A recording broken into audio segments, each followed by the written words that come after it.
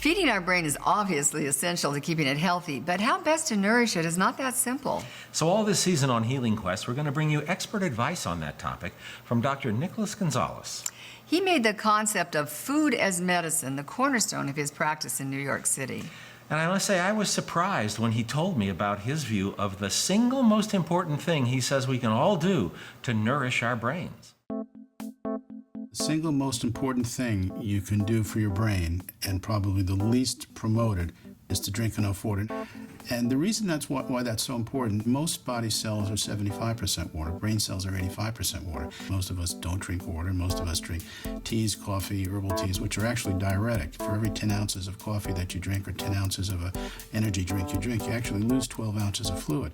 So the American craze with bottled and canned synthetic energy drinks and even herbal teas will cause you to lose water. And the first organ that's affected is the brain. What's enough water? 8 to 10 glasses a day, which very few of us do. And that's got to be plain water. Not coffee, not tea, not herbal tea, not juice. You want clean water. Yeah, mountain spring water is what we should all be drinking. Filtered water is second best. I personally use reverse osmosis. Along with water, Dr. Gonzalez told me that nourishing our brain requires paying attention to the most commonly used seasoning in the American diet. Physiologists have known this for 80 years. You need salt in order to transmit nerve impulses. Your brain cannot work without salt. Salt has been demonized for the last 50 years. Wrong. Fortunately, there are new studies out of conventional literature showing salt isn't the great enemy of mankind. It really doesn't cause high blood pressure. It really isn't a toxic poison. Remember, they worry about salt. Salt's an essential mineral. Of course, it should be a good quality salt. Mine salt, the salt from Utah, the pure salt, or I like Celtic or Celtic salt, however it's pronounced.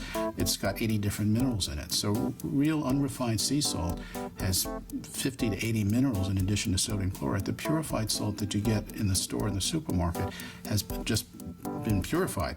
And they also add aluminum to it because it makes it go through the machinery easier. And they add sugar to salt. The thinking of the industry is that people are so addicted to sugar that if you put sugar and salt, they'll use more salt.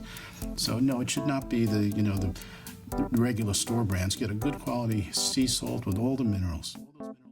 If you'd like to know more about the unrefined salt that Dr. Gonzalez recommends, we have the link for you at healingquest.tv. And unfortunately, we need to add one other note to this story.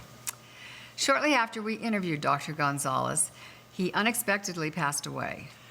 Dr. Nicholas Gonzalez had a national following as a leading practitioner of the concept of food as medicine. He certainly helped us understand that and helped us explain and share that concept with all of you. In our interview, he had much more to say about how best to nourish our brain. We'll be bringing those comments to you in the weeks ahead, and we'll make them available on our website. We know Dr. Gonzalez is deeply missed by many people around the country, and we're grateful that we're able to share with you some of his final insights.